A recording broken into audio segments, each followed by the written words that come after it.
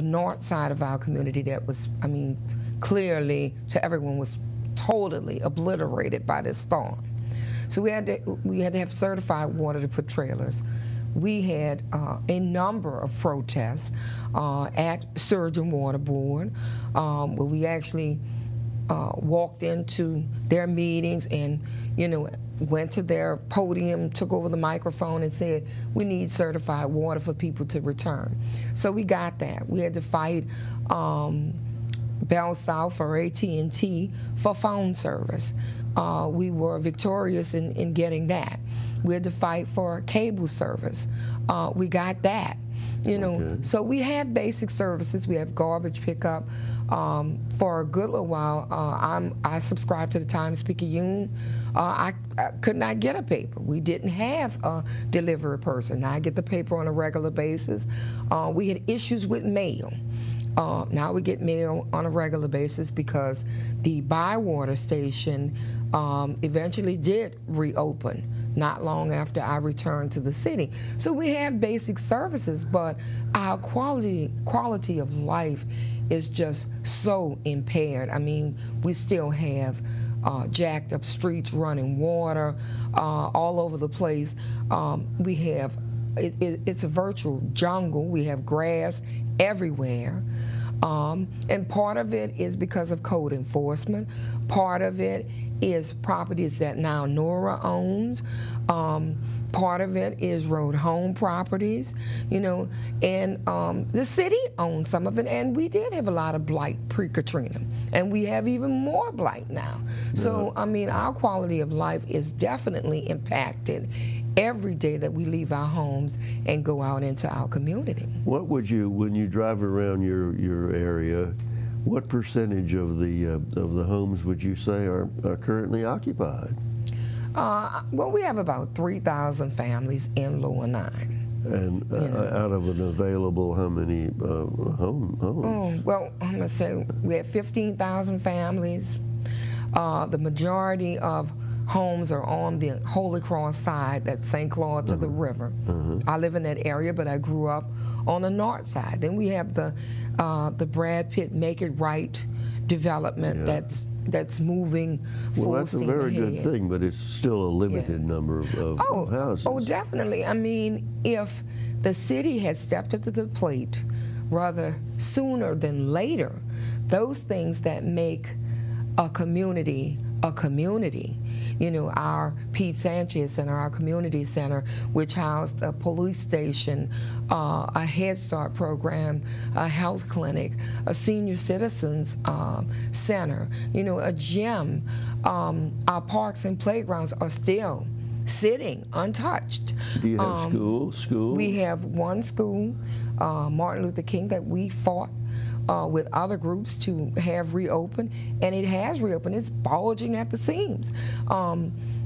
The state got $82 million in FEMA monies for shuttered schools in my area, and has not seen fit to provide us with a high school. You know, and they constantly say demographics, but if you don't put those things back into a community that makes it whole, then people don't want to live there. Exactly. Well, now all the unoccupied properties down in the Lower Ninth, are those people out of the city, or are they just living in different parts of the city? Well, some of them are living in different parts of the city. Some of them, because of the lack of adequate road home funds, or slowly repairing their homes, if they're still standing, with, I guess, wages from their salaries, savings, loans, whatever they can get. Some people are out of the city, have left the city, have no intentions to return, you know, and the property is sitting. We were asked by the mayor recently when he visited our neighborhood how we felt about code enforcement. You know, and overwhelmingly, a number of us raised our hands and said, you know, we're for code enforcement. Personally, I think code enforcement is mired in too much of bureaucratic red tape. The process needs to be streamlined, and we need to move forward. I do say this, give us the opportunity in our community to purchase these properties. You know, like they're doing auctions in Lakeview and other parts of the city. Give us an opportunity, do an auction, you know, and open it up first to residents in the area, because lots of residents I found after Katrina own lots of property in my neighborhood. Yes. You know, so and the thing is, the city wants to sell these properties at market rate value. Our thing is, you want to try and get these properties back in commerce. We want to try to reinvest in our neighborhood and revitalize our neighborhood. So we're saying, give us a break when it comes to asking for the market rate value for these properties, so we would be able to purchase them. Now, when you say that the mayor visited with you down there, you're talking about the recently elected Mayor Mitch Landrieu. Correct, Mayor Landrieu. And I'm guessing that he was open-minded and gave you a good reception. Am I correct about that? He did. It was a standing room only meeting, but their focus when they came to Lower 9 was to talk about the budget crises. Of course, our focus was to talk about recovery. Right. You know, but from your position, the money is there. It's just not being utilized. Am I correct? Yeah. So you wouldn't be draining money from other city services for what you're trying to find out why that money isn't coming. Am I right? Definitely, definitely. Did the mayor understand that? Oh, he did. He did. I mean, in the waning days of Mayor Nagin's administration, WBOK Radio, actually, Gerard Stevens set up a meeting with myself and two of Mayor Nagin's recovery officials, and I was given a document that actually spelled out the projects that were slated for Lower 9, along with dollar amounts. And I had emailed that to Mayor Landrieu's Deputy of Recovery, Cedric Grant, about 2 months ago. Had not heard a word.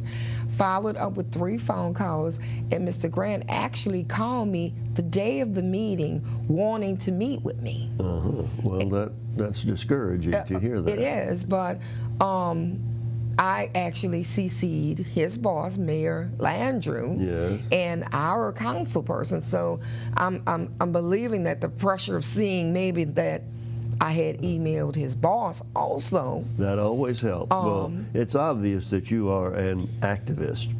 And you are a member of the board of directors, and you're representing the Lower 9th. Are there people on the board from various sections of the city? Yes, there are. We have Frenzella Johnson, who's a resident of New Orleans East. Beulah Labastri lives in, I guess that's Gentilly, right around the fairgrounds. We have Cheryl Diggs, who is in District D, right off of Chef Ventura Highway. So we have people from various parts of the city. And are they pushing for improvements for their area the way you're working for what you need in the Lower 9? Oh, definitely. Well, you know, the thing is, we have been collectively banding together to fight in each other's neighborhoods. You know, I just was involved in a meeting with the Corps and Surgeon Water Board about the Monticello Canal, which is in the Carrollton-Hollygrove area of the city. And which most people have never heard of. Right. Including me. Well, it is, the Monticello Canal is, and I'm just going to say this, it is the most, environmentally racist situation in the city of New Orleans, because it's a canal that sits on the Orleans-Jefferson line, and on the Jefferson side there's a flood wall, and on the Orleans side there's no flood wall. And the canal, oftentimes when we have severe rainstorms like the May 3rd flood,